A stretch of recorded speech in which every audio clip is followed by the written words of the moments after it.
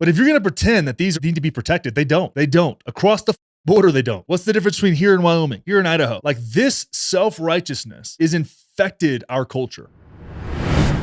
Now, Jared Polis is our governor here in Colorado.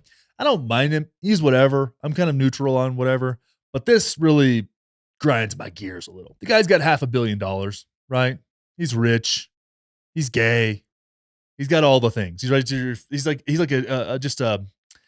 a quintessential Democrat nowadays, right? Like establishment Democrat, rich, gay. He's like a Pete Buttigieg. He's like got that whole thing going on. Probably a little bit more money. Went to like an Ivy League school, but he really connects to the people here of Colorado, right? Jared Polis vetoes rule-free reintroduction bill in Colorado. That is a deceptive headline. He does not veto. So I read this, I was like, yeah, dude, he vetoed the reintroduction bill. But then I was like, wait, that was a ballot initiative. You can't really veto a ballot initiative. What's going on here? Because this ballot initiative barely passed to reintroduce wolves in Colorado. Funny thing is, you don't really need to reintroduce wolves because wolves are already here. They're coming down here from Wyoming. They're doing wolf things, and I'm all for that. The wolves come down here from Wyoming and they move on, create a management plan, and you just let them do wolf things. That's it is what it is. But that's not what we're going to do here. What we're going to do is go around the wildlife biologists, and we're going to force reintroduction of gray wolves into Colorado. It's like, well, gray wolves used to be in Colorado. Yeah, kind of. Okay. And I want to bring this up. Like, yeah, technically gray wolves did. But just like the white-tailed deer in Texas are much different than the white-tailed deer in North Dakota, right? A white-tailed deer in Texas weighs about 100 pounds, right? On the hoof, maybe a little less, maybe a little more. White-tailed deer in North Dakota, about 200 pounds on the hoof, maybe a little less, maybe a little more, right? They're tanks. Are they technically the same species of deer? Yeah. But if I put a Texas white-tailed doe, average size, next to a North Dakota white-tailed doe, they would look like the difference between like a Great Dane and a standard lab. Like, it's just like, there's a big difference. So they aren't the same. And you got to think a wolf that weighs 100 pounds going to eat a lot less than a wolf that weighs 200 pounds. But we're bringing them down from Canada where they're much bigger and reintroducing 32 different, 2 packs of 16 on the western slope where there's a bunch of agriculture, a bunch of hunting, a bunch of elk, a bunch of deer. And that same western slope has recently just been absolutely hammered by a few years of a drought and then a really rough winter. Antelope, there's some reports of decreases of 80% in some areas of antelope population because of the wintertime. Elk and deer die off. If you've never seen an elk starve to death, it's not pretty. Deer starving to death, it's not pretty. And why does that happen? Why do elk and deer struggle in these hard winters? Well, one, this hard winter came after a drought, as many hard winters do. A lot of snowpack. So there wasn't a lot of grass for them to eat when they have to dig it out. And what elk will do is they'll use their hooves and kind of dig up a little bit of grass, and they'll do that process over and over again. It's a very energetically expensive way to get food. If you go to like Yellowstone in the wintertime, you'll see that elk will use their hooves, and bison, actually, if you ever see bison with a big like snow-covered head, it's because they put their head into the dirt or into the snow and just kind of plow it aside, and that's how they get to grass. It's really fun to watch. But they just had a really rough year, and they get skinny, and some of them just barely make it. Some of them don't make, a lot of them don't make it. And you'll find areas where either they get tangled up in fences sometimes, which is really sad because the fences are kind of covered in snow. And then all of a sudden an elk steps in that fence and gets tangled up and doesn't know how to get out and starves to death, right? Or gets ripped up by wolves or coyotes or whatever. It's a really rough time. The winter time is really brutal. And what happens is there's more and more people moving to these areas that are building out housing developments and apartment complexes and yada, yada, yada, all the things that happen in what is the winter range for these ungulates. So what happens is these elk and deer live in the mountains in the summertime. They're moving around. They've got good grass. They can hide. They've got all the things they need: food, shelter, water. And then as the snow comes down, the snow gets deep. They move to the plains. They move down into the foothills and into the plains. And that's where they live out the wintertime. They have plenty of grass and plenty of ways to move around. But because humans exist, we've now put houses there. We've put apartment complexes there. We put up fences. We've done all kinds of things with their migration patterns, right? So we put them at a disadvantage. So what that means is that these ungulates have to live in deeper snow. which makes it really hard for them to find food, hard to move around, hard for them to have defenses against their predators. Because you think about this, an animal with a hoof cannot really walk through deep snow on top of the snow. They're going to sink. They're going to, sink all the way down. They can't move through it very well. They're belly deep in snow. And some deer will do this. Big, healthy deer will do this before the rut and then come down and chase does later on. You'll see a lot of guys deer hunting up high, and you'll find deer, like big, healthy, young, like prime of their life deer, walking around in belly deep snow. But it's very rare. They don't like to be in that, and they definitely don't want to like to be in that when they don't have access to food. So we've now taken away much of their winter range by people just living there, just doing their thing, right? Boulder, Denver, Colorado Springs, these big sounds that are growing, and more people moving into those, right? So we've put them at a disadvantage there in many areas. So they have to stay in this deeper snow, and they can't move around as well. They can't defend themselves as well. They can't run because their defense is running away. But you know what can walk on top of packed snow? Wolves. Wolves have big, flat feet. That helps them move through snow. So that makes them picking off elk and deer super, super easy. So now we've disadvantaged these ungulates in so many ways, right? And so what is being asked of Jared Polis here, and was passed through the House and the Senate here in Colorado, is that they don't classify these wolves as protected species. They classify them as an experimental population. What that means is that they can be managed. And by managed, yes, I mean killed. Why would that happen? Well, as it stands, if these wolves are killing your livestock, because you know what's way easier to kill than an elk or a deer, oftentimes? A cow, a horse, domesticated livestock, especially calves and young cows and horses. They can't defend themselves. They're not as fast. People are like, well, they only killed, somebody told me this in earnest, said, oh, they only kill the old, slow ones. No, they kill the slow ones. Sometimes it's an old one, right? But if you want a meal, would you rather go after a 7-year-old elk with trees on its head or a brand new 6-month-old calf that's kind of clumsy still and not very fast and doesn't really know how to defend itself against you, right? A little easier to confuse too because they haven't been around long enough to really figure it out. You're going to go after the calf, right? Most calves don't make it in normal populations. So that's what happens. That's nature. That's part of it. Yeah, that's part of it. Cool. And wolves are already here. So we don't need to bring in more wolves because there's wolves already here. Just let the wolves do their thing. And this passes the House and the Senate to essentially make it to where you can protect your animals and livestock without becoming a felon. Now, if I say I'm out right now, say I go and me and I take my dog Theo and we go up on the western slope in northwest Colorado and we're looking for sheds or we're out camping doing whatever. And a handful of wolves, which already exist up there, try to kill my dog, right? Come after my dog. And I shoot one of those motherfuckers, which, by the way, is exactly what would happen. If a wolf, mountain lion, bear, whatever the other person comes after my dog, that thing is going to end up taking a fucking dirt nap. And that's what it is.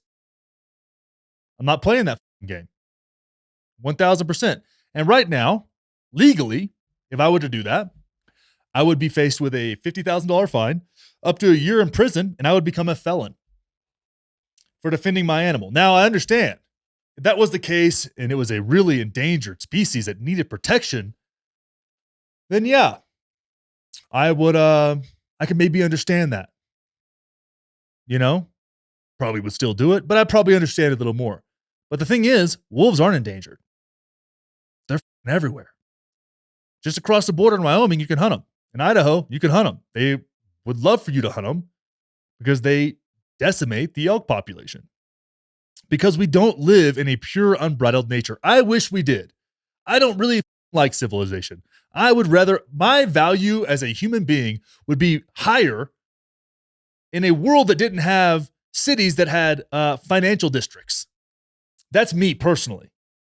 I would like it if there were less people. I'm that person, right? I'm like, I don't really like where Bill Gates is going with it, but I would like for there to be less people. That's me. Okay, that's my own bias here. I'd like for us to be more in touch with the world that we live in.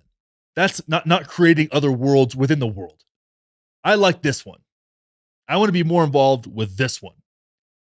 But the fact that you're going to tell me that a rancher can't protect his cattle and I can't protect my animals without becoming a felon, you think you have the right to tell me that because this wolf's life is more important than the life of my dog that I see as a child almost? Why is that? Why do you get the right, Jared Polis, to tell me that's the case? And he says here, and one of the reasons is, if we go down, he says the reason, let me see if I can find this here real quick. He says that it's against the interest of the voters. That the voters' interests were reintroducing these wolves. And that's what the voters wanted, and this was against their interests. Well,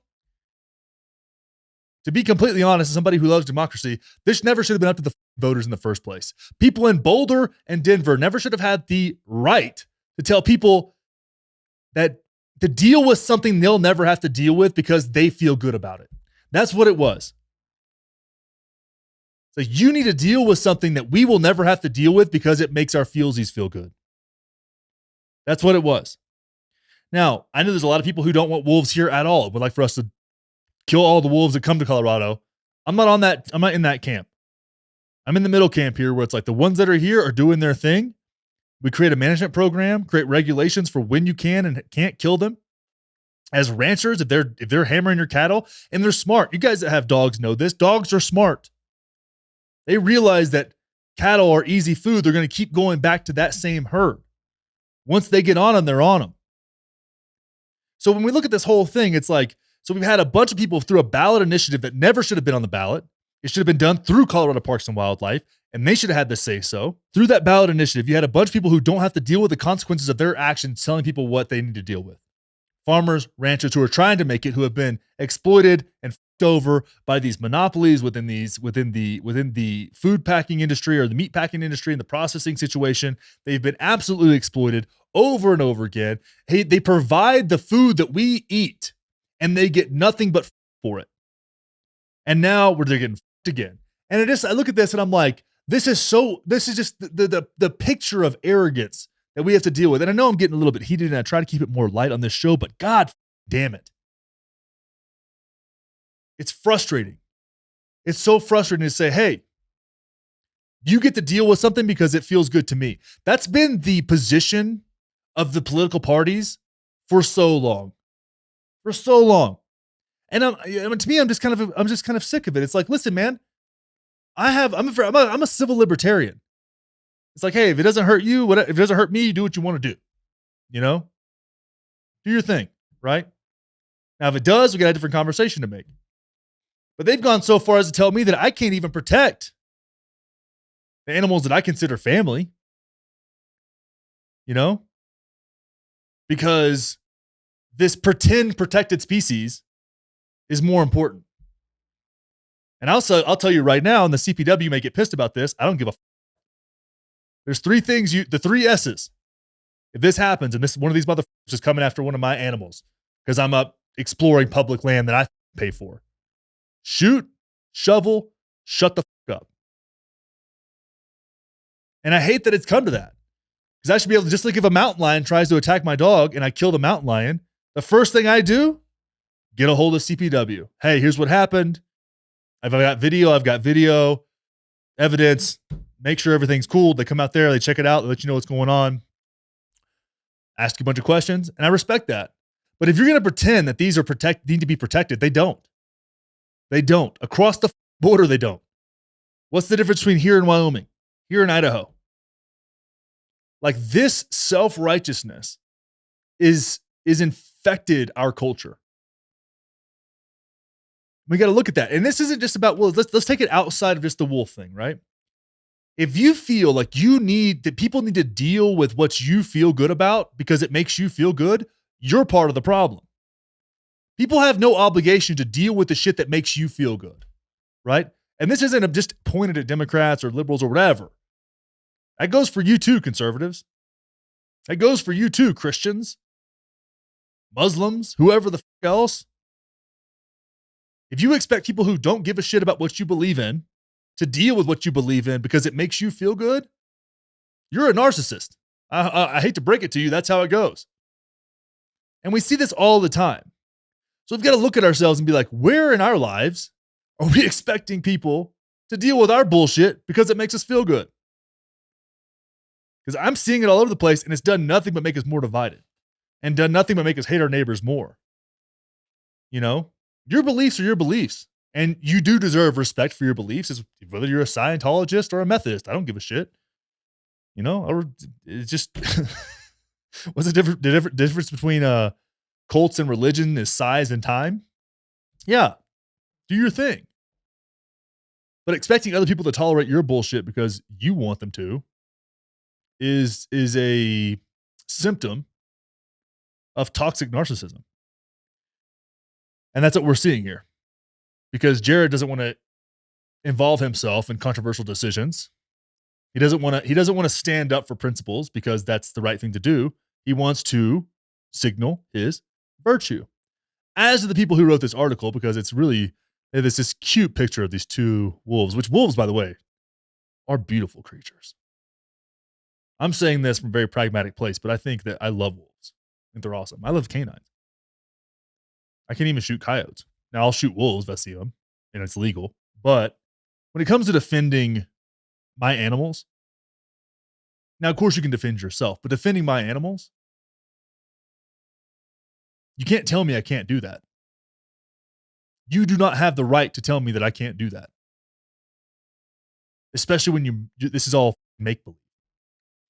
So I wanted to bring that up because a lot of people actually seem to care about this. But again, I want to bring up the deeper issues. We always try to bring this back to ourselves. You may see this and be like, oh, that kind of fires me up. Why? And I think it's because somebody is forcing you to deal with what makes them feel good, even though you're the one that actually has to tolerate the consequences. If you're a farmer, a rancher, a hunter, people like me, we have to deal with the consequences. We have to deal with these.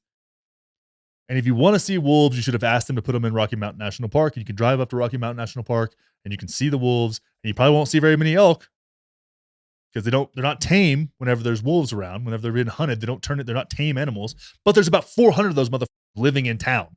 So you could probably do with a few less of them up in Estes Park. But they don't want to do that.